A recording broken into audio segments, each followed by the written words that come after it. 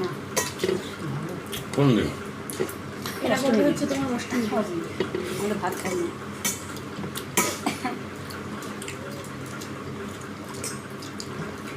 যারা মা ইচ্ছেছে সেটা বলে ইচ্ছা হচ্ছে সরস্বতী পুজো না আমার গৃহবাসী করবো।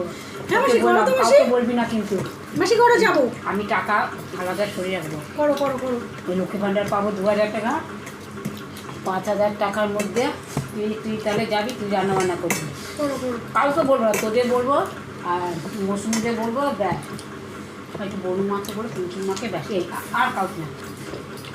ইচ্ছা আছে 2000 টাকা বলে, এটা ভালো হবে, ইচ্ছা আছে।